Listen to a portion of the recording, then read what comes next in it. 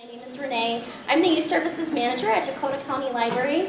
I've been working in public libraries now for 11 years, and I've been working with people with disabilities in the context of libraries for about 8 years now. And I am joined by... Yeah, my name is Joe Goulhan. I'm with the St. Paul Public. Besides working in libraries, I have worked in disability serving community organizations, most recently with Fraser, doing employment support, case management, supportive housing, so a little bit of everything. And hi, my name is Gao Yang, and I work in the Youth Services Department for St. Paul Public Library.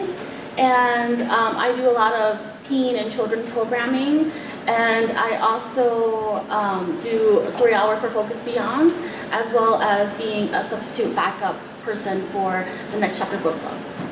So why are we here today? Of course, all of you are here today as you're interested in learning about serving teens with disabilities. But this relates to all of the work that we all do in our libraries every day related to serving everyone in our communities. And I think that libraries, as public institutions for all, we seem to remember that ideal. We know that libraries are welcoming for all, but sometimes we need to stop and think about, are services and our programs and our customer service actually accessible for all? What are the experiences that people with disabilities, teens with disabilities, are actually having? And so today I hope that you'll be able to take away some tips and strategies that you can right away apply into your libraries to make them more accessible for teens with disabilities. I wanted to talk a little bit about this idea of equality versus equity. Some of you may have seen this image before, or a version of this image before. The ideology of equality is that everyone is treated equal. Everyone is given the same services, the same opportunities.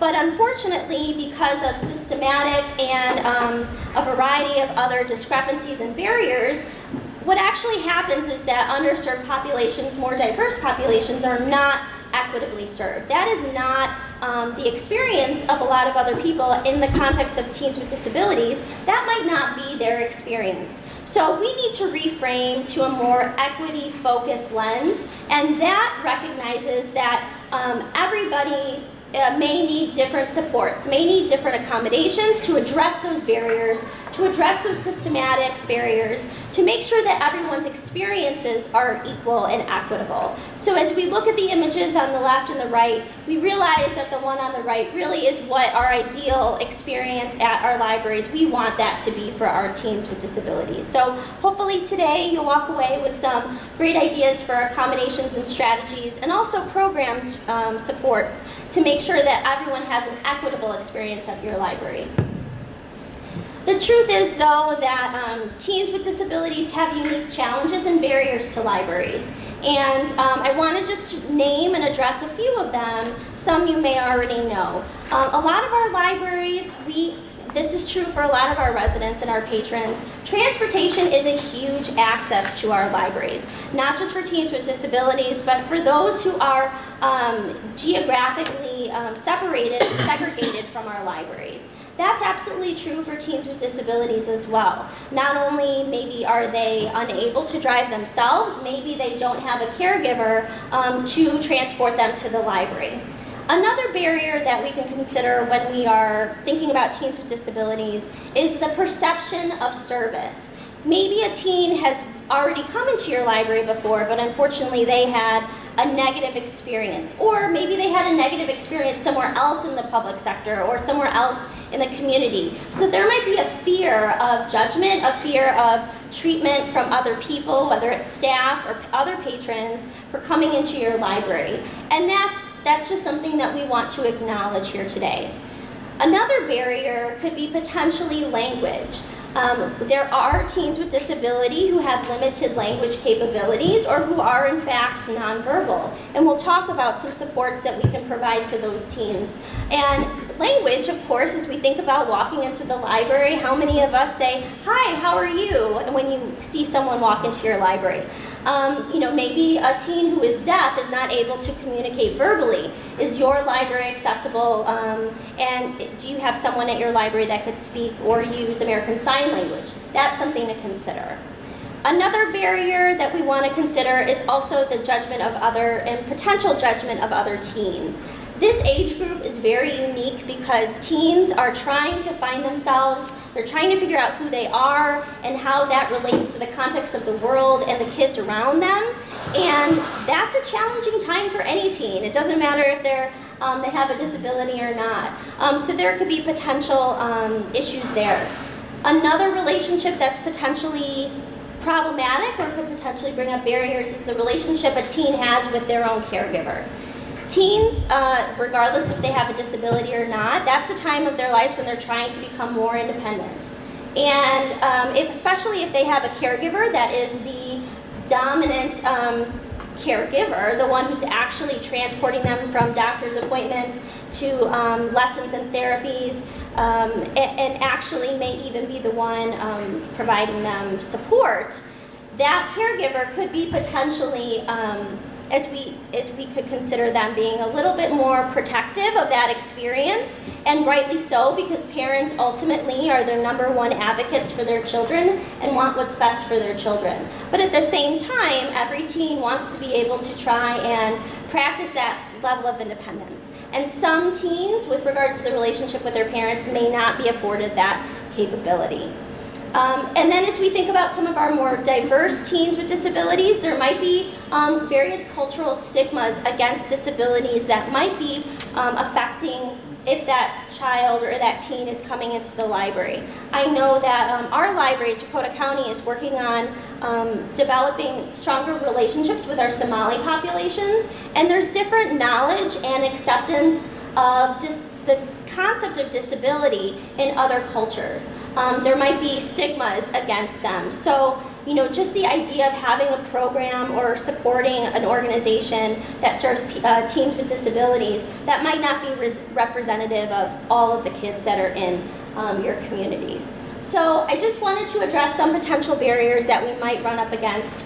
And also, time. All teens are busy, right? That's a potential barrier. But then, of course, kids with disabilities and teens may have, like as I mentioned, therapies, lessons after school, may just have a very scheduled day. So that could be very problematic in terms of our being able to serve them through the library. And as we talk about this word, this concept of disability, that really encompasses so much. It's such an umbrella term, and some people in the disability community don't even prefer that term, disability. So I just wanted to acknowledge that. There's a variety of words that we can use to refer to people with disabilities, whether they are deaf or hard of hearing, they have limited mobility, they're nonverbal, they use American Sign Language. These might be considered more visible disabilities, but then we do have to remember that not everybody has a visible disability. Everybody who comes to our library, we are able to see them in person, but unfortunately, there may be a disability there that's invisible. And that could encompass autism spectrum disorder, that could encompass mental illness, anxiety, depression, that could encompass fibromyalgia, teens that are living with chronic pain their entire life. We don't necessarily see that. So this is just a reminder that all disabilities cannot necessarily be seen, and you never know what a person's experience is when they're coming up to the desk, or you're interacting with them in a school or at a community event. Really want to keep an open mind and be as welcoming as possible to everybody that comes to our space. So today I would love to share with you my experience doing story hour for students at Focus Beyond. So this happens every week during the school year. I provide a sensory story hour to these students, and Focus Beyond is a special education program that works with students ages 18 to 21 who have unmet special education needs. Focus Beyond's goal is to increase independence at an individual level so that these students can become an active member in our community. So their students regularly visit community sites like the library. For example, definitely my site at the George Latimer Central Library in downtown St. Paul. So it was very natural to partner with Focus Beyond. after they came weekly, making regular weekly visits.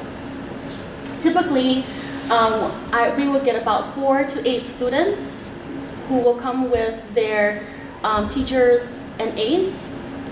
And then story hour duration will usually be 45 minutes to 60 minutes long, depending on what kind of a day we're having. And then in the past few summers, we have also done special summer story hours as well, me and Erin Zolotukin Ridgeway.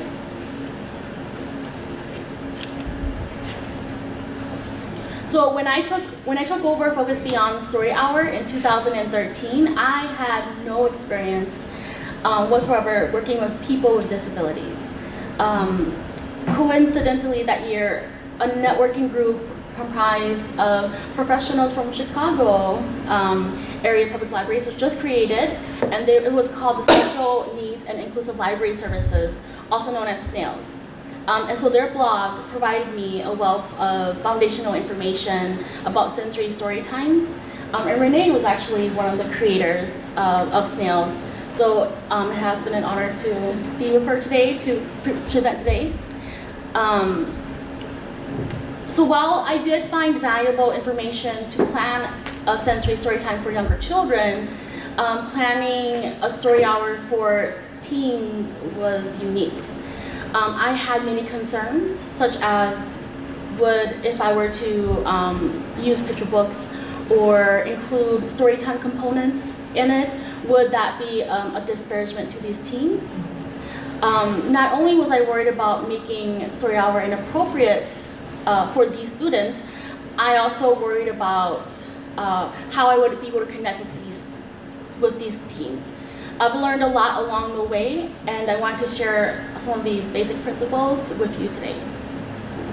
So first, see the teen, not the disability. When interacting with teens with disabilities, it's very important to see past the disability and remember that they are just teens with unique personalities and special interests. Like with any teens, make an effort to get to know them and build a rapport with them. Successfully connecting with teens will definitely make Story Hour enjoyable, as well as any other teen programs. So for example, like, what? You love Elvis? Okay, next week we have to read some Elvis related stories and then we can dance to his music. So something that will be of interest to them. Next, speak directly to teens. Be sure to focus your interaction with the teens. Don't feel like you need to ignore the teachers and aides. Speak clearly at a moderate pace and volume, and avoid exaggeration or slowing your speech. Some teens in my story hour are nonverbal, so they may respond in other ways, such as with a gesture or even with just their attentiveness. Some teens will have assistive communication devices that they're learning to use, so I believe Story Hour is a great chance for them to learn how to use those devices in practice. So their response time will be slow, so just be patient and wait for a response. Also maintain an open mind about what teens can or cannot do. Keep in mind that people with disabilities can also be hindered by other people's attitudes or assumptions. At first, I was unsure if I should dismiss certain arts and crafts activities or even sensory components in my story hour because some teens might not be able to grasp the object or squeeze it. I realized that I was unconsciously limiting their capabilities and that I should encourage everyone to try everything. So if a teen is unable to grasp an object, I or someone else will use different strategies like hand under hand or hand over hand methods. So for example, we would put an object in the teen's hand and then help them gently squeeze it, or place their hand over a sensory object and help them feel it.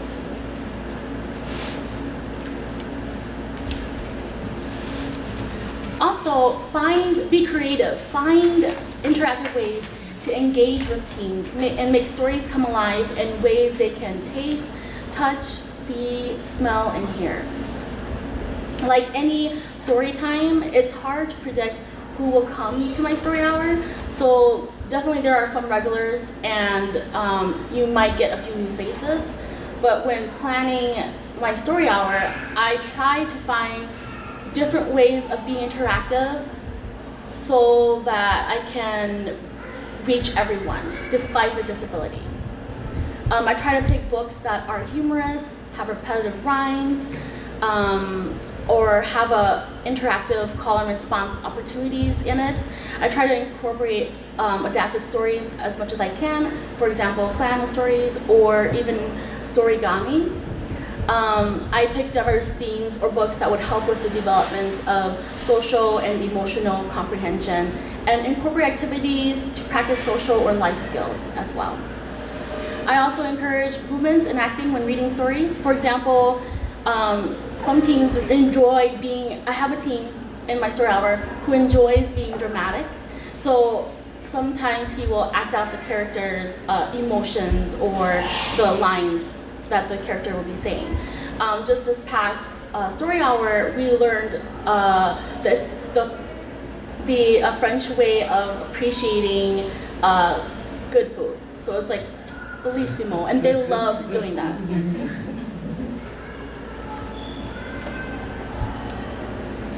Other helpful tips, build a relationship with the teachers and aides. They know their students very well. They may have even worked with these teens for many years. Consider them your ally. In my story hour, I may have more teens who are nonverbal, so it may be harder to keep a lively atmosphere.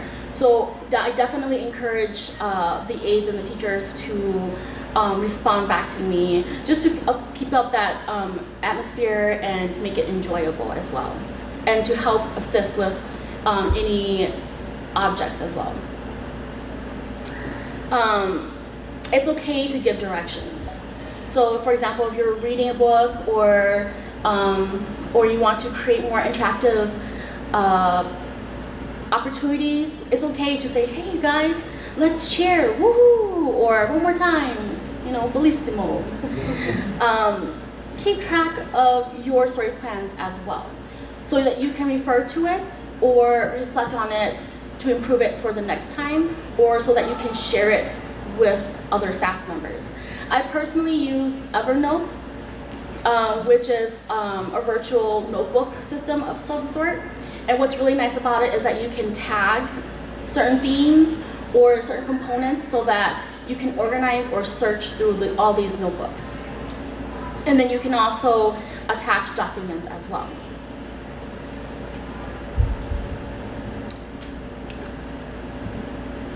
So when selecting books for story hour, I found that picture books were not disparaging to my teens at all, actually. As long as they have a great story line, as long as the pictures are beautiful and engaging, as long as you're engaged and you sincerely enjoy the storyline or the story, the teens will also respond and enjoy as well. I try to incorporate nonfiction and fiction books that are short, simple to understand, and have great pictures or illustrations. Even though some books may seem overly simple, they can provide opportunities to discuss topics such as size comparisons or emotions and feelings. And then I wanted to share an example of a recent story plan that I did. The theme was rhythm and music. And here you'll see that I kept a record of what books I read, and then in bold I wrote down comments of what I felt afterwards, how it went, if maybe I had an idea that I could improve on it next time. And then I also keep track of the activity and flow. Did this flow well? Were the teens interested in this book, in this activity? And then what's nice about Evernote is that you can attach imagery or documents. And so in this story hour, we made kazoos. And then the students were able to kazoo their heart out. So it was really fun. And then you'll see here that I also include a hello song and a goodbye song, which is a regular story time component. And this is just to practice greeting with each other and getting to know each other as well. And so I know some of you how many of you do story time? Okay, so some of you may be familiar with this song, but it's hello friends, hello friends, hello friends, it's time to say hello. And we sing it every story hour so that the teens know exactly what to expect and they can sing along. And I also include American Sign Language, which I can show you guys today too. It's very simple. Hello is a salute, so it's all salute. And then hello friends, so we have two friends here, and friends love to hug each other. So this is friends. And then it's time, point at the imaginary clock on your wrist to say, point at under your lips here, and then hello. So very simple. Should we all try it together? Yeah. So hello friends, hello friends, hello friends, it's time to say hello. You guys got it the first time. Good job. And so similarly, the goodbye song is the exact same way, except goodbye is just a palm facing out and then closing. Bye. Anything else I want to point out? I think that's it here. I thought before I end my section that I would include an example or demonstration. I myself learn a lot when I see visual things or when I see a demonstration myself. So today, I would like to read a quick book and do a quick group activity. This is a Rainstorm sound effect making activity. How many of you guys are familiar with it? A little bit, okay. Great, so there are modified versions. Let me make sure that, okay. So for example, today we're going to explore and recreate Rainstorm. So what are some telltale signs of rainstorm coming? What does the sky look like? You want to tell me? It's dark. It's dark, great. And so sometimes the air will feel heavy and you might even hear wind stirring. So to replicate that, we want to rub our palms. Some teens will not like this feeling, so then they can have another option of rubbing their thighs or their bellies. Teachers or aides can take the teen's hand and they can take their own palm and rub gently with the teen's palm. And then when little droplets fall from the sky, we can snap our fingers to mimic those droplets or create droplet sounds with our mouth. And if you can't snap, that's okay too. You could tap your finger on a palm. And this is easy to do for teachers and aides as well on the teen's hands. And then when the raindrops fall even harder or a little faster, then we can take our hands, palms, and lightly pat. And then of course there's a storm will always peak, right? So we'll have to do it faster and louder. And then sometimes there are thunderstorms. In thunderstorms there are thunders and lightning. So when I say boom, we're going to recreate the thunder sound. So I say boom, I want you guys all to say ba-boom. So boom, ba-boom, boom, ba-boom. Great. And then as always, every rainstorm will gently die. And then there will be droplets left. Great. So this story is called Listen to the Rain. And so I will teach us a little bit, the activities, and then I would ask them to do their best to follow along and create all these sound effects so that the story will come alive. So this is called Listen to the Rain by Bill Martin Jr. Illustrator is James Endicott.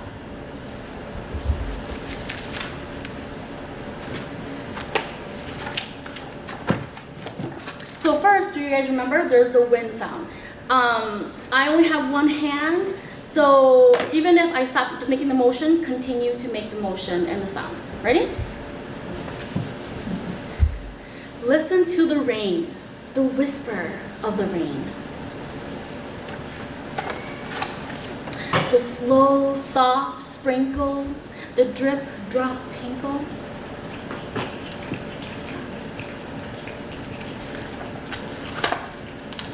The first wet whisper of the rain.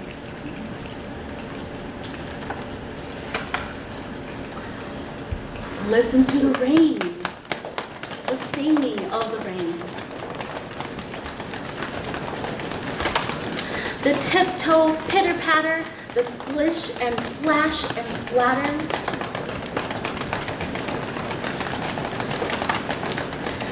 The steady sound, the singing of the rain.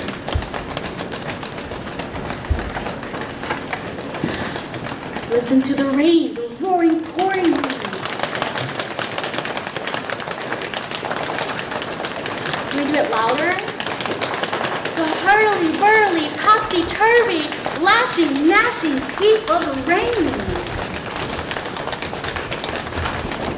The lightning flashing, thunder crashing, sounding, pounding, roaring rain. Boom! Boom! Boom! Boom! Leaving all outdoors a muddle, a mushy, muddle puddle.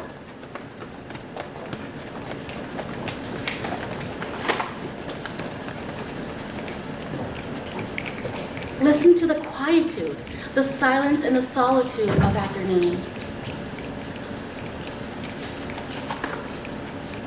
The dripping, dripping, dropping, the slowly, slowly stopping.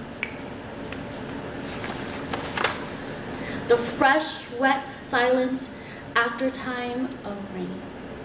Hear that silence? That's it. The end. Thank you so much for helping me make the story alive. Come alive. That's it.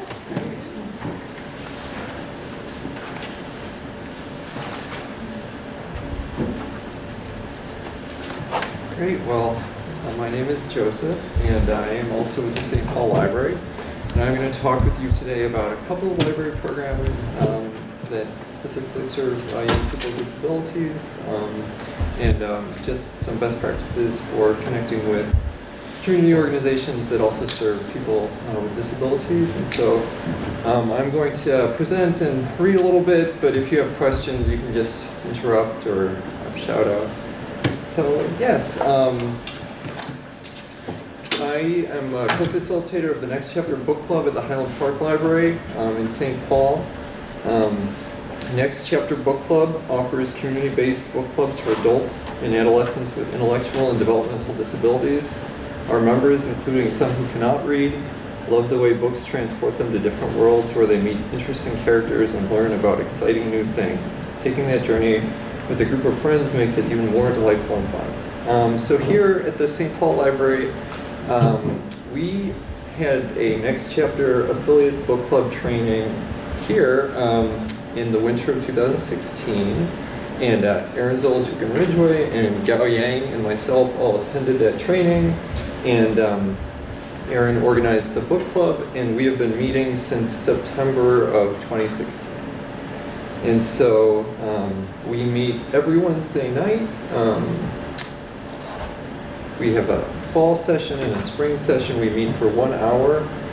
There are 8 to 10 members generally in our book club. It's Wednesday nights at the Highland Park Library. Since our beginning last September in 2016, we have done 4 books that we have read together collaboratively. And so those books are, the first one was called Lucky Dogs, Lost Cats, and Dating Don'ts, which is a HighLow Reader that we loved. And then from there we moved on to the classic The Mouse and the Motorcycle. We also read a detective, a young person detective story called Woof that was a lot of fun. And then we recently finished up From the Mixed Subfiles of Mrs. Basilea Frankweiler, which was another classic that everyone loved. So just about Next Chapter Book Club. Next Chapter Book Club encourages folks with disabilities to read, make friends, and enjoy their community. Very generally, an intentional program that was designed to combat some of the pretty clear barriers to social participation that Renee outlined earlier. And so one thing about this club is that it is, again, an intentional program for a group that is young people, people with disabilities. Next Chapter Book Club started 2002 in Ohio at Ohio State University. It started with 2 groups, and now there are over 300 groups all over the world. Some of their key goals as a program are inclusion, community engagement, and really just sort of creating a healthy environment for people to socialize. And so the official Next Chapter Book Club organization is based out of Ohio, and their trademark model is based on becoming an affiliate. And so we at the St. Paul Public Library are a Next Chapter Book Club affiliate. And so to become an affiliate, you participate in a training and you pay a membership fee, and that has been the right decision for our library because it has come with expertise and training and a sort of built-in community of practice. And so that has been the right choice for the St. Paul Library, but it might not be the right choice for everyone. There's certainly a lot of aspects of this model that could be adopted or adapted to your program, and Renee will talk about programming that looks very similar later on. So, Next Chapter Book Club is explicit in focusing on literacy, inclusion, and again, sort of general community engagement. So about our meetings, we meet for 1 hour, and at our meetings we read collaboratively. So we have a book that we work through over the course of 6 weeks, and each week we try to read almost a chapter. And so we take turns reading, and each club sort of determines what books they want to read, where they want to go, and so let's see. Just basically, clubs usually meet once a week, usually have 1 to 3 facilitators, 8 to 10 people in the club. That's sort of a good best practice. And we take turns reading out loud, and one of the most challenging and engaging pieces of having this kind of club is just managing the different personalities and the ways that different people, young people, like to engage with reading together. And so management of personality is one of the, as in any book club, one of the sort of ongoing challenges. And so I'll give you an example. I have a friend who I know who is a great talker. He's a great talker, and so one way to make sure that when he is participating in an activity like a book club, that he doesn't become an overbearing personality is just to check in with him beforehand about being real clear about goals for what everyone's hoping to get out of the experience. That kind of thing. So again, it's really a social club. People are pretty familiar with challenges when they have things like challenges around sitting still or paying attention or speaking compulsively, and so just checking in with people is a big piece. Reaching a kind of mutual accord to make sure everyone is getting what they want out of the group, and giving people breaks. We have fidget spinners. It's not school, and so we welcome digression. And so sometimes not a lot of reading happens, and that's okay. So about our members, Next Chapter Book Club has folks with lots of different reading and communication styles. We have had people in the group who don't read at all, and so they have been engaged more in the story and just the conviviality of being in a group. Our lead facilitator, Aaron, has done a great job coming up with visual aids over the course of our time as a group to focus on folks that are nonverbal. A couple examples. So you can sort of see that we have, when we read the mouse and the motorcycle, one visual aid was just a character list. Another visual aid that was a lot of fun was a menu that was based on the story. And so in the story, Ralph has mouse, steals food for the little boy. And so we sort of have a menu up there based on the story. And so having diverse media is a really great way to make sure everyone is engaged. Facilitators are really, first and foremost, just making sure that everyone is participating. So at a typical meeting, the first 10 to 15 minutes is usually spent, well, probably 10 minutes or so, is spent chatting, catching up, and just socializing and checking in with each other. I would say, again, more than focusing on literacy, Next Chapter Book Club is a kind of social group. And so it's the kind of group that any young person or adult would love to be a part of, just somewhere where they have friends and there's stability. And then we take turns reading from where we left off last week. As we read out loud, taking turns, facilitators will pose questions to keep everyone engaged, to keep everyone on the same page. When we did the mystery that was called Woof, we kept track of clues, and so that was kind of a fun, interactive way of keeping track of where we are in the text.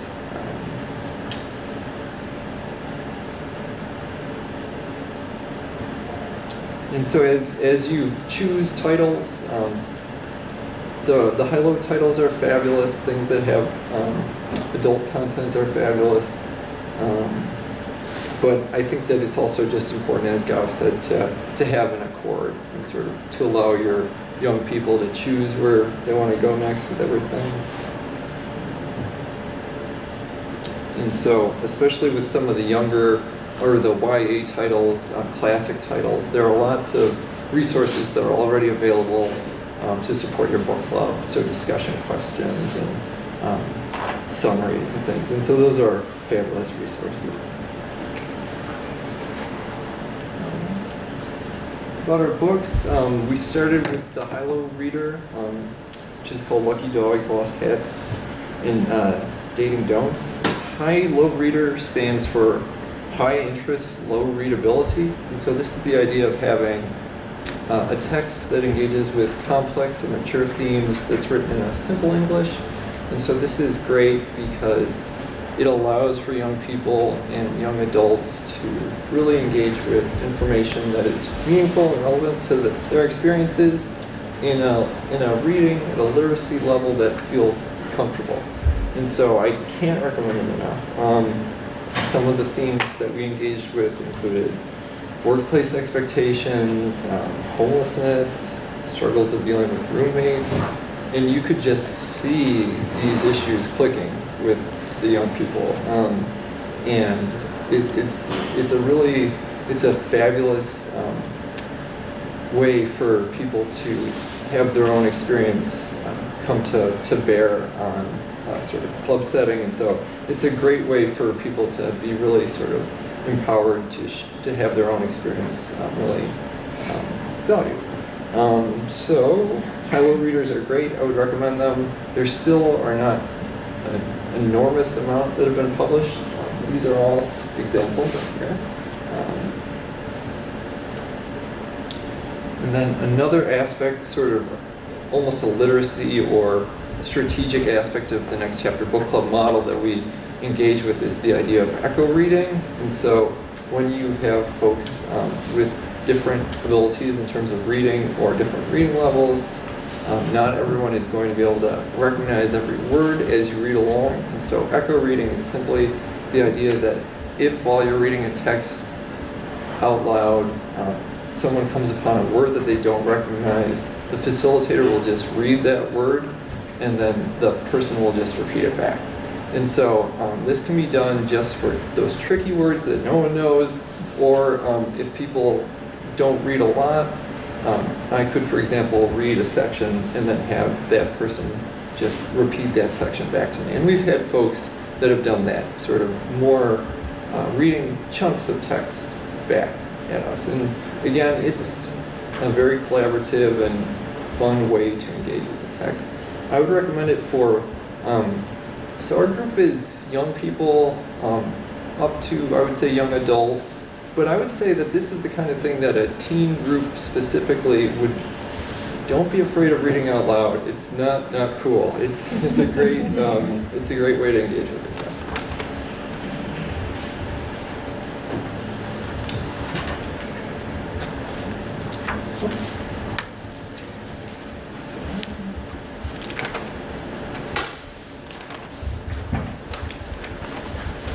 I will just talk a little bit about some of our community partners real fast and then some takeaways. So one of the reasons that our group has been able to be so successful straight out of the gate is that we've partnered with the Highland Park Friendship Club. And so the Highland Park Friendship Club serves teens through adults. They've been around for 30 years. It's a community organization that serves folks with developmental and intellectual disabilities, based in the Highland Park community in St. Paul, and they provide different enrichment activities during the day and in the evenings.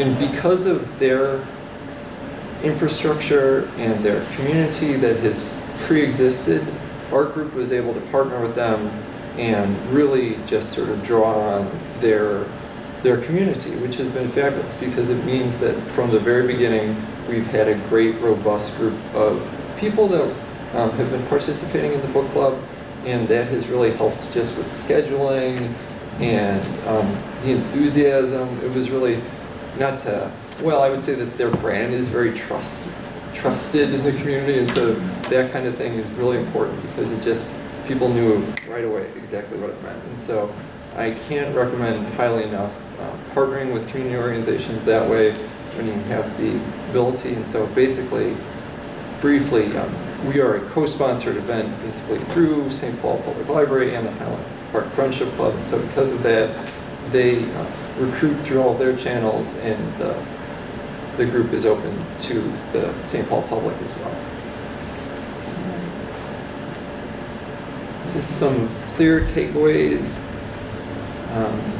This kind of club is a great place for young people to come and socialize. There are literacy aspects to it, but it's first and foremost a way to get people participating in a meaningful and friendly way in their community. I would say just be clear about your goals when you set up this kind of club. You're not going to read really long books all the time. It's really more of a way to build community. I would say recognize that each group is going to be based more on the personalities within that group than anything else. It's important to just have a certain amount of flexibility, and it's just so easy to do. It's the simplest program, and it makes people so happy. I would say that our lead facilitator, Erin, has been very great at some of the enrichment aspects of the group, so that means that after we finish each book, we have a party. And that's great, and people love it. And there's a gentleman in our group who plays the bass, and so we have music at all of our parties, and it makes people really happy.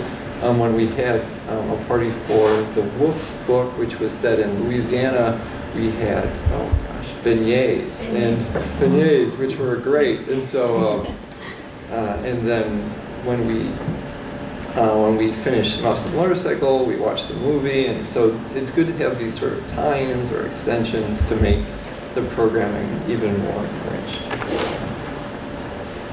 Very quickly, I'm going to speak also just about some ways of engaging with young people with disabilities in the sort of drop-in setting. So within the St. Paul Public Library, there's a program called Createch. It's an after-school program at 5 libraries across the system. This is a drop-in program that provides hands-on learning activities for teens. At its most basic, Createch is a physical space for teens to gather, access tools, and spark new passions and be encouraged by mentors who support their individual growth. So that means that there's hands-on programming and activities that happen alongside things like crafting and hanging out after school and gaming. At the Highland Park Library, we've had many different young people participate in Createch over the years. We've had it there since 2013. And this includes people with disabilities. Createch is by definition a drop-in space, and so the activities and learning can be very flexible. That is ideal for young people that are seeking to have a specialized library experience, specialized personal attention. But it can also make it difficult to establish the kind of routine necessary for certain patrons to be comfortable. So it can be kind of loud, there's flashing lights, gaming. So the program is not a great fit for everyone. But that being said, just being open to teens and being an intentional, welcoming space over the years has meant that a lot of young people with special needs have gravitated towards this space. Right now, there are 3 people at the Highland Park Library who self-identify this way and are regulars. They're attracted by the same things that attract other teens to a teen space in a library, and so that means having a place in the library to call their own, being able to hang out with their peers in a relaxed and fun environment, and the explicit focus on creating a welcoming and inclusive environment goes a long way in that. So, I would just say that, like with all teen programming, the simple aspects of showing up and listening and making the effort is how you can have the greatest amount of success for engaging with young people with special needs in a drop-in setting. So some of the things that teens with special needs love, the same things that regular teens love, hands-on activities. We will have some that you can check out afterwards, but these include things like the slime or oobleck, the cameo silhouette, the eggbot, and then just sort of getting up and being goofy and spending time with teens.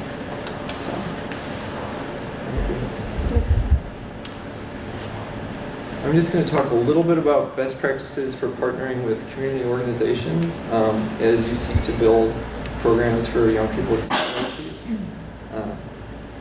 Partnering with local organizations that provide services for adults and young people with disabilities is probably the best way to support sustainable programming. So rather than just having a program and praying that people come, this is a way to support or to build into an infrastructure that already exists. So here are a few notes on running that kind of program effectively. As you seek out community partners, be very clear about the kind of program that you can support. And so that means be clear about the time and space that you can provide for community partners, and be flexible. Things like having a space where community partners can have lunch after a program is enormously helpful. As you are designing your program and supporting the ongoing facilitation, create some sort of document, program plan, program model that describes everything that you do and include your contact information. When you work with community partners, you have to recognize that there's greater turnover in disability services, and so you have to anticipate working with different people over the course of the duration of your program, and that attendance in your program will be spotty. And so I would just say that you should not stigmatize the challenges that providers are facing, and these can be things as simple as transportation challenges and scheduling challenges. And so at the library, we have the great privilege of having people come to us. And so I would also say a best practice would be to identify more than one person within your library and also at the community partner that can support the program, just to focus on that kind of sustainability. And just to remember that the services being provided by community partners are not the exact same as the mission of the library, but are often very close. So, just finish up the big why. I would say librarians have a specialization in certain types of differentiated learning, and libraries have the physical infrastructure to support different community groups. And so if you're worried about things like liability, that will always be, any community group that you partner with will always support you with the necessary infrastructure. As teens and young people grow older, especially in that transition program age and getting out of it, there are fewer opportunities for them to become as connected to their community as they would. It's common for folks to lead increasingly isolated lives without explicit programs to focus on integration. Many people cannot participate in simple things. So this is an easy way for libraries to be proactive in creating more caring and inclusive societies.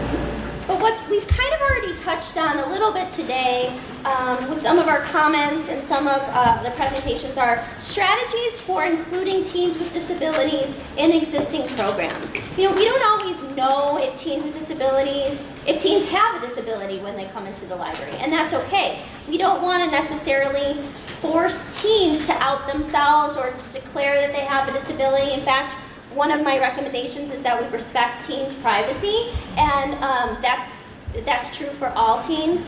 But one of the things that we can make sure to do is incorporate more inclusive strategies into our existing programs. So the first things I want to talk about are visuals and how they're just universally inclusive and accessible for everybody. One of the first things that you could consider is creating a program schedule. And Joe has talked about some of the ways that Aaron and he have done that for Next Chapter Book Club. You could create a schedule of the program and make that available via email or online. If you have a request for accommodations form on your website and someone says, you know, they're interested in what this program is about, this is something that you could put together and email them. I mean, you're probably already planning your program anyway. It would just be a couple extra steps to add a few visuals and add step-by-step instructions and times about what activities kids are doing in the program. One of the values of this is that for kids that have anxiety and who like to anticipate what's coming next, they really appreciate routine.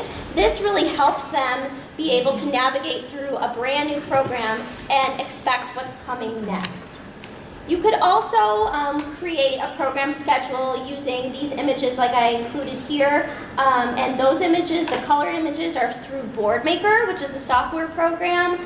It does cost money, but another program that you could use that creates visuals is called the Noun Project. And this is a free online web accessible resource that provides free access to digital visuals. And I think that these have a little bit more of a mature look to them. And sometimes, and some special ed teachers I've talked to say that the Boardmaker images are a little young looking. So I do prefer using the Noun Project if I'm working with teens or adults with disabilities and I'm looking for some visuals to include. If you're working with someone who is nonverbal, and Gao talked about various assistive devices, they may bring in their own assistive device, but you could create your own assistive device with just a piece of paper and a couple of images by creating a choice board. And I also like to recommend something like this for even having at the service desk, because if you interact with somebody who is nonverbal, having a visual to be able to indicate to you what they'd like to do, or in the context of a program, if you have stations and kids can actually choose what they want to do, maybe having a couple of visuals for kids to choose what they'd like to do next. Then the idea of a visual timer. I think the passage of time is just a very complex concept for anybody to really understand. And I know a lot of adults in our libraries that could benefit from a visual timer, especially with using our computers, right? And so why not have a visual timer in the library? And I think that's a great tool. But even having a visual timer in the context of a program, especially if you have different activities for different times of the program hour, and then it basically, the one on the left shows, the passage of time through that red. The red gets smaller and smaller as time goes on. And then the one on the right makes a sound, and it also has a flashing light. So it is good also too for kids that are deaf or hard of hearing because there are those visual cues. So again, visual cues are just fantastically inclusive strategies for all programs.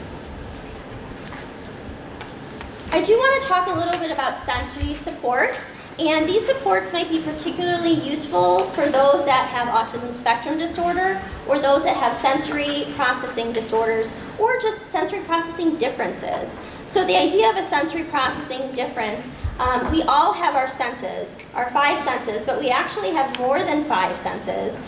We have our proprioceptive system, we have our vestibular system. Our proprioceptive system is our inner ear, so that helps us with our balance, or excuse me, that's our vestibular system. Our proprioceptive system, and now I'm totally blanking on what it is. It's where you are in space. Thank you, Erin. That's exactly why I said that. It's where you are in space. Thank you. And then there's the interoceptive system, which is like your internal feelings. So your emotions, that sense of hunger, if you need to use the washroom, even a sense of danger. So we all experience the world differently through our senses, and some of us might be more sensitive or hypersensitive to sound. So we may not like loud noises. Maybe some of us prefer not to go to the movie theaters because that's overwhelming. Maybe we're hypersensitive to touch, and so that tag on the back of our shirt really bothers us. We can really feel that, and it causes us physical pain. Or maybe we're hyposensitive to something, which means that we're seeking out that sense or that experience. So some kids who are hyposensitive to touch maybe really like deep pressure massage or appreciate a weighted blanket to feel comforted.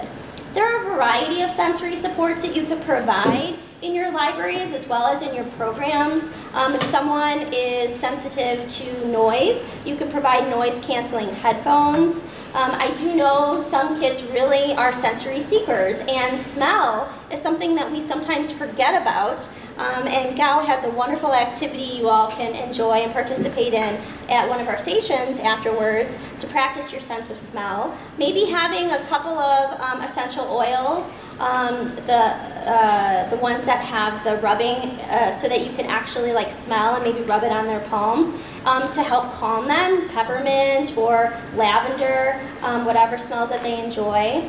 Fidgets, those are something that really could be used by someone who is hyposensitive or hypersensitive, depending on the fidget. Someone who may need something to use in their hands to feel calm, or just looking for that sensory input. There are a variety of fidgets, and we did bring some today. I always make them available in our story times, but in terms of your teen programs, you could certainly have just a box of fidgets and have a label on them that says, take one if you need it.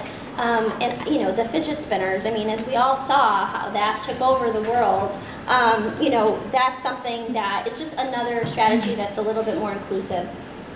You know, make sure that you allow teens to be able to bring their own sensory supports into your programs too. Don't stigmatize the idea of it maybe being a toy. Maybe it actually is something that they need to enjoy and go throughout their day. So maybe they have a weighted blanket, or maybe you provide one. That could be another option for you.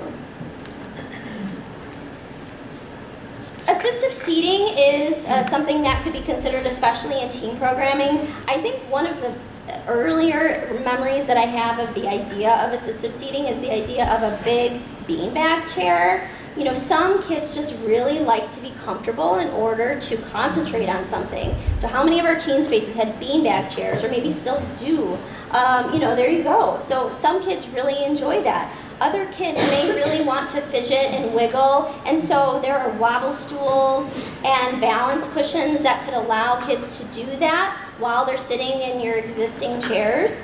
Some kids may not need, or excuse me, some kids may need support to be able to sit on their own. Maybe they don't have the upper body strength or the mobility or the core strength to do that. So if you have an activity that's, where you're encouraging teens to sit on the floor, offer a back jack chair or something that would allow them the support to be able to interact on the floor. And always consider, if you have a program, kind of mixing up the various ways you have them engage. Is it standing? Is it sitting? Is it walking around? Offering a variety of movement too is just a really great strategy for inclusion. And I just wanted to provide a few examples for those of you that did the Minitex webinar for teens with disabilities with me. I talked about these apps. There are a variety of apps, and if you provide iPads in the context of your teen programming, I think these are great suggestions for just making your programming a little bit more inclusive. The iPad itself has revolutionized the world of accessibility for a variety of reasons. In fact, some libraries are even utilizing iPads as their catalog stations because of the inherent accessibility features that are built in. So you could use Book Creator and have teens write out stories with their own life experiences, maybe taking pictures and uploading them themselves. There are timers, visual timers as apps that are free. You could even create iPads, a program that navigates coping and social skills. So Quick Cues is a really great one, and that's developed from Fraser that is here in the metro area as well. So just a few ideas for apps that I think are useful. So now I'm going to go into talking about programming that Dakota County Library has done to serve teens with disabilities and welcome them in our library.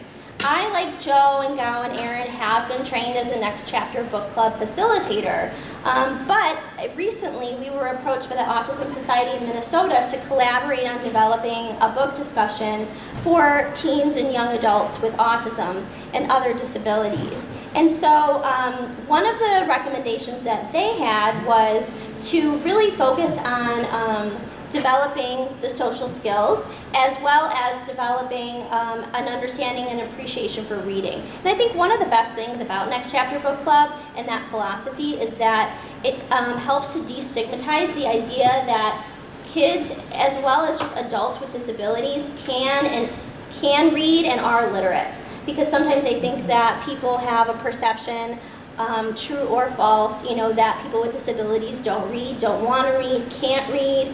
But programs like these really help elevate that and show that, having a group in the library, that they are visible, readers and active participants in the library is a real strength of that program. So we wanted to incorporate all of those pieces into this program, but we also wanted to work with our local special education teachers. We had the benefit of I had the benefit of meeting a special ed teacher who teaches reading and language arts in District 196 in our local schools. And so together with the autism staff and with her and with we developed kind of a blend of Next Chapter Book Club and something that I think was more geared towards what the teacher had in mind about this program. And so what we ended up with was a monthly book discussion. At first, we started everybody reading the same book. And the idea was that we would support all reading levels, all reading abilities. If you wanted to check out the book, that's great. If you wanted to check out the audiobook, that's great. The Autism Society checked out the books for the participants, so they didn't have to worry about loss or overdue fees. So they took that responsibility on, but the teens still took the books home. And then they would come back into the library every month to talk about what they learned. But again, I think about 20 to 30 minutes of the program was focused on socialization.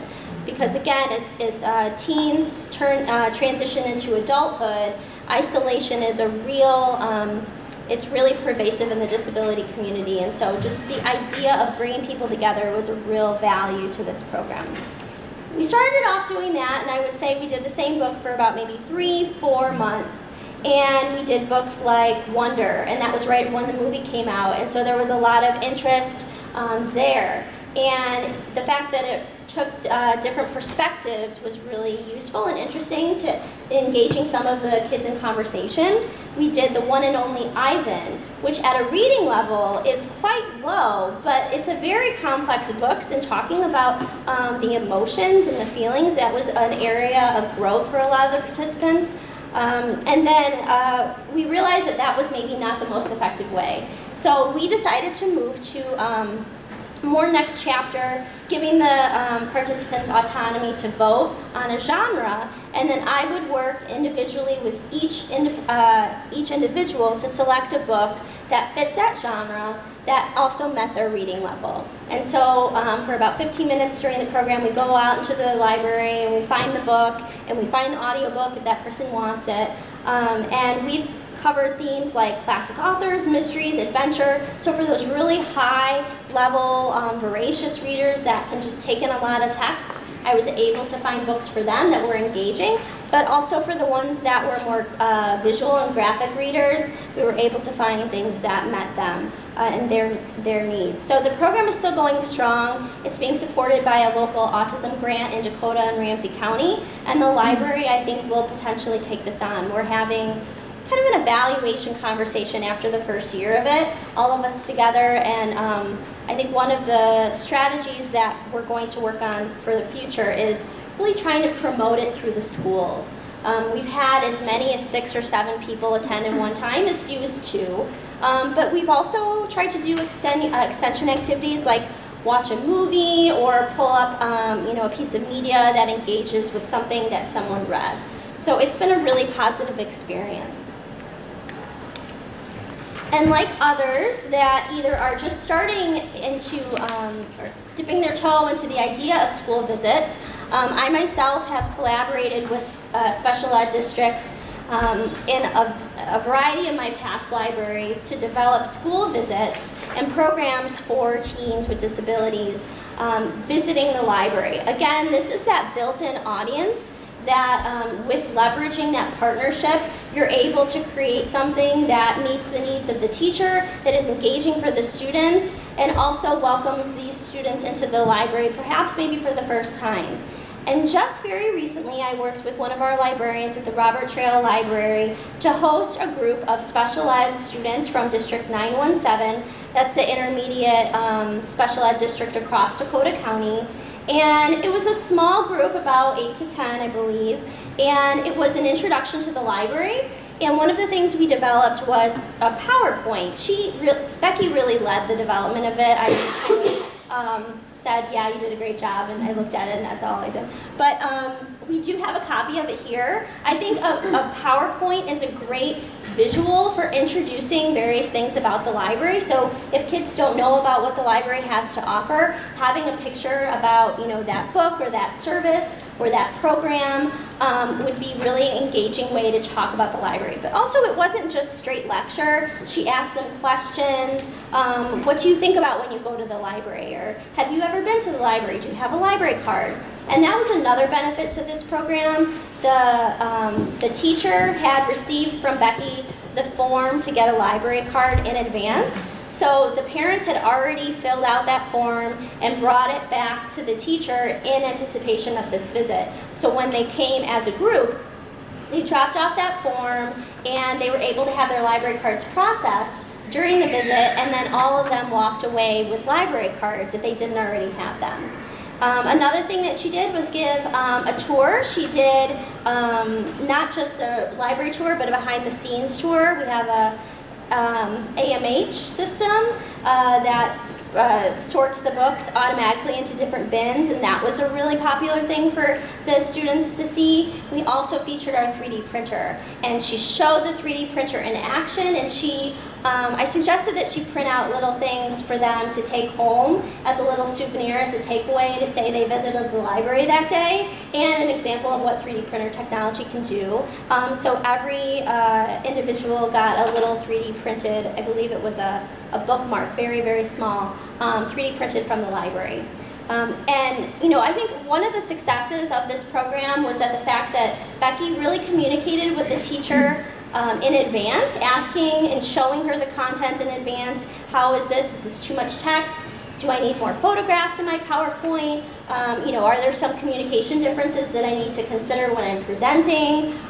What about the setup of the program? And so she ended up asking, and she said chairs would really be best for everybody. So that's why they're all seated in chairs there. And she also sent the schedule in advance so that the kids could know what was happening. This really lent itself to a series of visits, so I believe that the teacher is going to come back in the new year and do this as an introduction to the library at the beginning of the school year. So I'm really excited to have seen this program developed.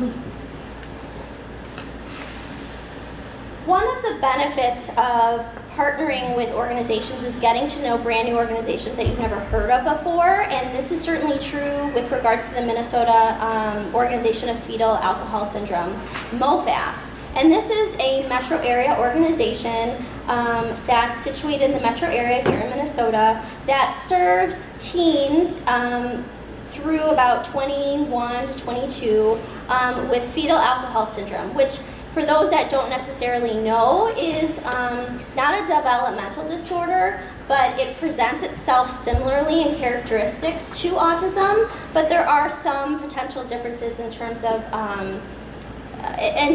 maybe physical presentation of that, and also it's a spectrum. So people with fetal alcohol syndrome could have a variety of characteristics, communication differences, physical differences, and so forth.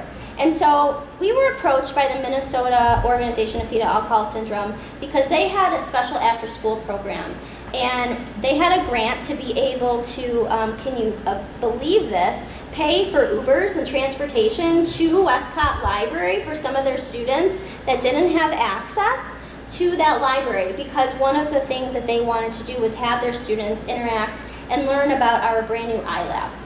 And, well, I guess it's not so new anymore, is it? But, yeah, it feels new to me. So our iLab space is at the Westcott Library, and the Minnesota Organization of Fetal Alcohol Syndrome had a few staff come to the library, meet with me, met with Tom, and we talked about a series of programs that we wanted to offer their students. And these were students in basically middle school, high school, more primarily high school. And the interest was in some of the technologies. So we had talked about the idea of creating a stop motion animation video, which is what you see in the picture here. This program, we had 2 attendees, and they used Legos in order and an app on the iPhone in order to create stop motion video, and then they used the audio. They were able to record audio and overlay that with the video, so they created their own video by the end of the program. One of the things that I will say about a program like this is that, and really any of these programs, flexibility is super key. You don't always know the kids that are going to come into the library when you do a program, right? You don't know what their temperament's going to be, if they're interested, if they're engaged, and so you can have this like amazing plan, but then you have to throw it out the window if it's not going anywhere. And you know within 5 minutes if it's going anywhere or not, right? So I would say that's probably what had happened here. But one of the best things about Tom is that he has a wonderful way to engage with kids and teens. And so we had a really unengaged teen that was listening to his music and just not really interested in anything Tom had to say or show him about the technology. But then Tom interacted with him about the music, and then he started talking about, well, hey, did you know we had a local musician actually record his demo, and actually it's uploaded onto YouTube. And he's like, oh, no, I didn't know that. And then he showed them the video, and so that was his in. So the fact that you all work with teens, your skills in working with teens will still come in handy when you're working with teens with disabilities, because they're still teens. And so eventually he was able to do the program, but it probably looked very differently than maybe we had initially thought at the beginning. So flexibility is super key, and always having a good spirit, I would say, enthusiastic spirit, because by the end of this, the 2 kids were interacting with each other, they were problem solving, the adults were just kind of hanging back, and they were taking the lead, which isn't that what you want to have happen anyway. And it was just really a wonderful, wonderful program. So kudos to Tom. And then I do want to say the second program that we did was much more highly attended. Alec actually came back, one of our attendees from the first one, and this one was about 3D printing. And what I loved about how Tom planned this program was that he really allowed for a lot of hands-on learning.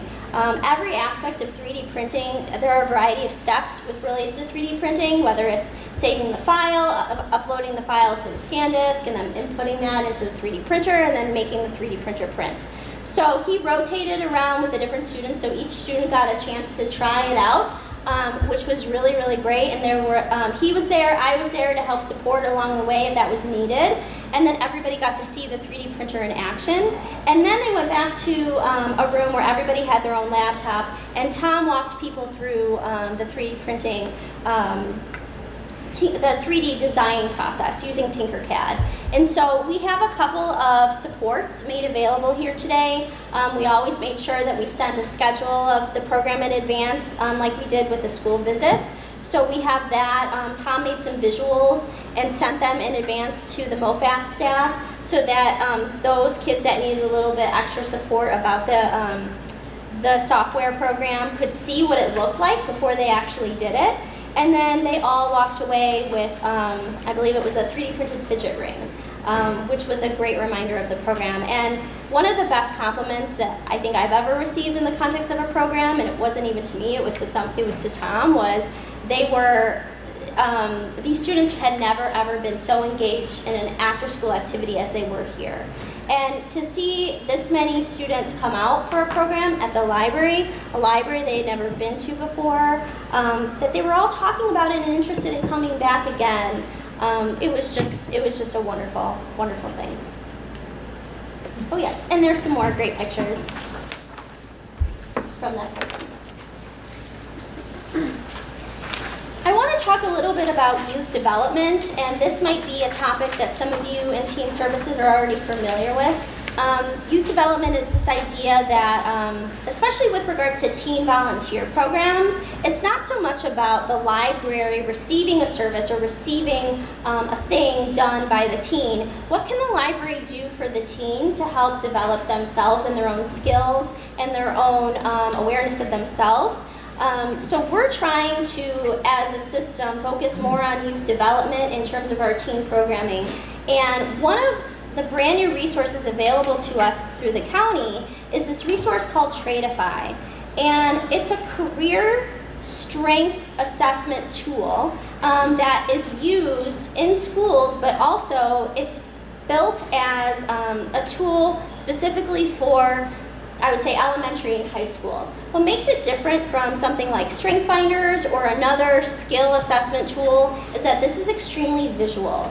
Our county recently acquired the resource, this resource, and it's available online for all of our county residents. And we're thinking about incorporating it into our volunteer program because we want kids, all kids, regardless of disability or not, to think about what it is that they have to offer the world and what they can develop themselves. And so this resource utilizes visuals like the one you see here, and it basically just asks me or not me. And it takes 90 seconds. It takes a very, very low reading level, I believe it's 2nd or 3rd grade, to even participate in it.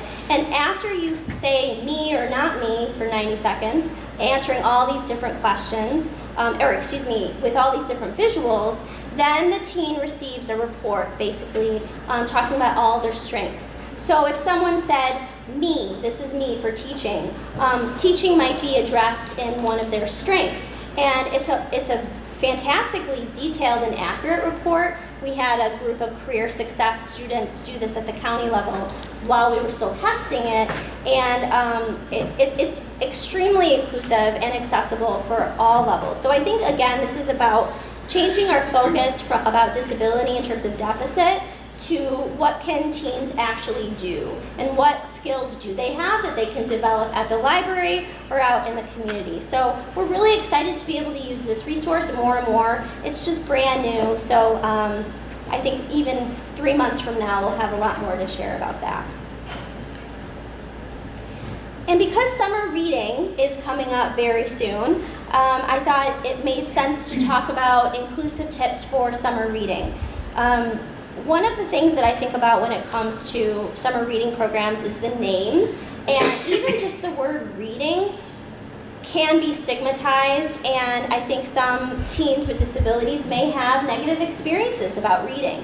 So this is our first year at the library transitioning to a more reading and learning program. We actually changed the name to Summer Discovery. And I know some other metro area libraries have different names like Summer Spark, and otherwise. But I think that as we talk about this big thing we call summer reading over the summer at our public libraries, reconsidering that name is one of the pieces to making sure that this program is inclusive. We may already do this anyway, but I think programs are most successful when they incorporate some flexibility within the program.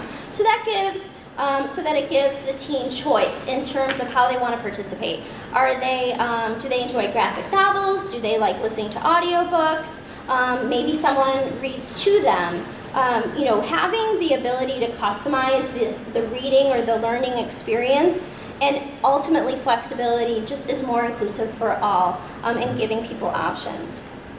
Talking about alternative formats, some programs do this already, but again, making sure that people know that, yeah, sure, it says reading, but reading means listening to books too.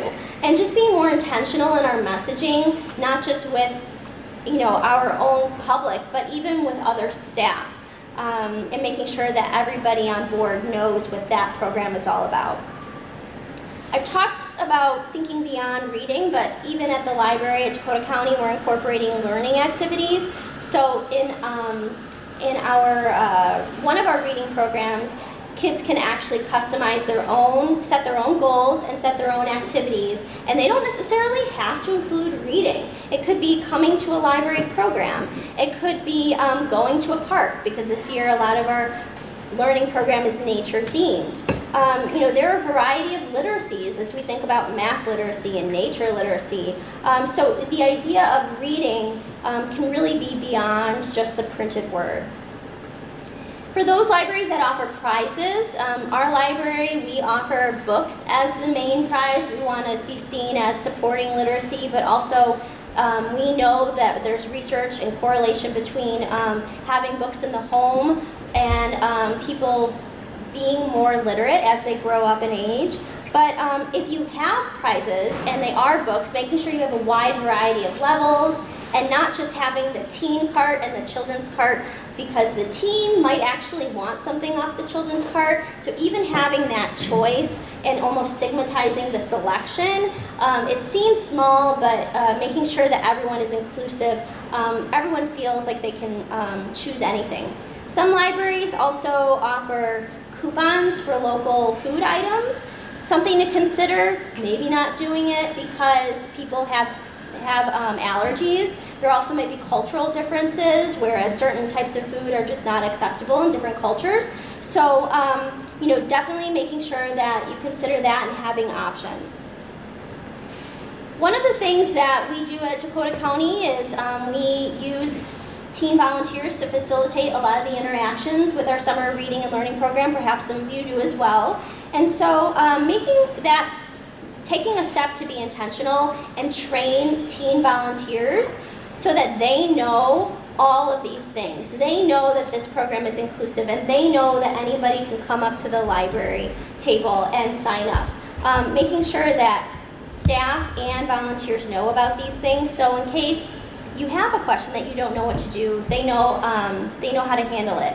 So a good example that I like to talk about is that teen that is maybe 19, or that young adult that's 20, 21, that may have always felt welcome in the children's department, maybe reading at a lower reading level, and is engaged with the collection in your youth space. Do you have an age restriction on your program? If you do, I might reconsider that. Not because I think that your summer reading program should be accessible to adults, but that people with disabilities may be really motivated and engaged by your program. And what we gain by saying yes to the 3 people over the summer that ask us to participate is so much more than by saying no and having that negative experience with our library. I know myself, I've been at libraries many a time where we've had adults with disabilities come into our space using our collection, and then it's summer reading time and all the decorations are up, there's that excitement in the air, and they want to participate too. I'm not going to say no because I want them to know that they are always welcome in the library. And the couple extra dollars it costs the library to give 2 extra books to this person, and they're going to have a very positive relationship with the library, and they're going to have a very positive outlook on staff and being welcome at that library. I think that speaks volumes. So I would encourage that conversation to happen at your library. We've talked about transportation being a barrier.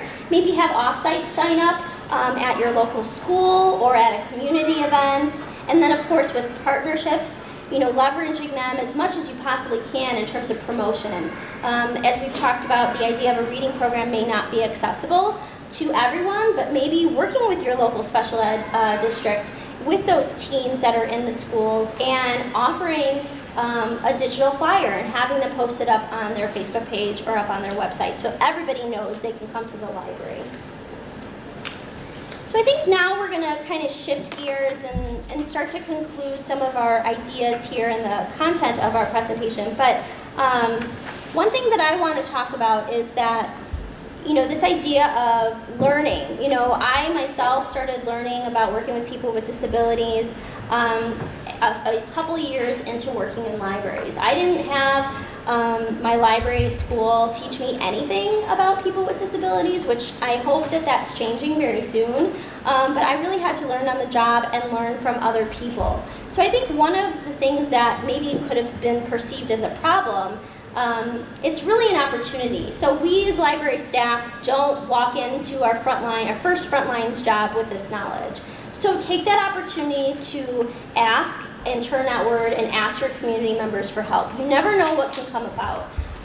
You could be developing this beautiful partnership with the Highland Park Friendship Club and leverage that built-in audience and create that program.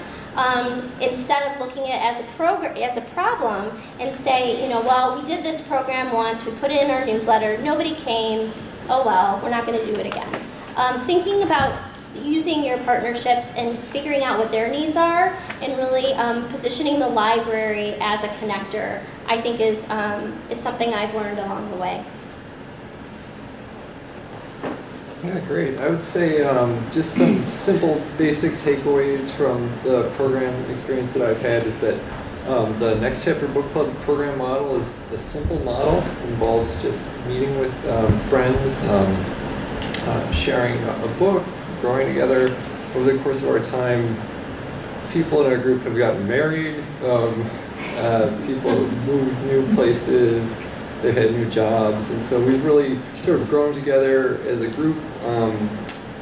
I would say that the work of a city library involves supporting the people in the city, and so that means providing everyone in the city with opportunities in which they can be successful. So that means for something like the Next Chapter Book Club, it's that kind of intentional program. The success of a drop-in space has to do with being intentionally welcoming and flexible to everyone that comes in. And then just takeaways for working with your community partners, being clear-eyed about your shared goals, being very clear with your partners about what you can provide, celebrating the small wins. This is an easy way for libraries to be proactive in creating more caring and inclusive societies. I think when thinking of a story hour format, my advice or takeaway is that don't be afraid to go out there and just do it. Just try it.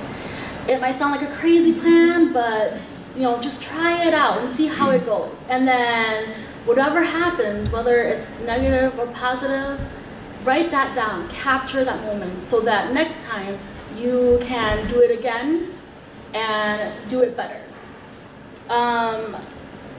Also, work with the teens. ask them for their input. If you have 2 activities, sometimes the reason why story time may be an hour long instead of 4 or 5 minutes is because of how they're feeling that day. Maybe they want to socialize. Maybe they don't want to, they're not in the mood to listen. Give them options. Teens love options. They love to make their own decisions in whatever programming there is. Get to know them better. What is going on in their life? At the end of the year, a school year, they will be going on ferry rides. Okay, then let's try to find something to incorporate that, prepare them, before they go on that trip. Don't be afraid to try it, and even if perhaps a group that comes, some teens, maybe picture books might not be a good fit with them. Then definitely learn from that, learn your teens, and then go back to your planning. Maybe you want to incorporate short stories instead. Maybe you might want to do, a theme where it's focused on world traveling, focusing on different countries, trying out different food, more interactive activities than picture-based or story-based typical story time formats. So those are my advice. I love that, and not being afraid to ask for help. It kind of goes along with what you were saying about this idea of fear. I think that as maybe being human, we're afraid of what we don't know. So this is a topic that I acknowledge maybe the library field doesn't know a lot about, but we're actively learning. And we really look to the experts, these community partners, for more information, for more knowledge, and then we apply that through our librarian lens and think about what makes a good alignment in terms of serving the community to the fullest that we can. I know that there's so many more resources out there now, even compared to like 5 years ago on this topic. There are librarians across this state, across the country, doing this work. So researching that, I brought some professional books here too. Even just thinking about going to conferences outside of the library field. I just recently went to the autism conference here in Minneapolis, and I learned so much that I could apply to the work of libraries. But even just the idea of expanding our own awareness, I think, is important. And it gets back to that idea of equity, right? So there are institutional barriers to libraries, and what can we do to try and break that down? I think that this is just one step in that direction.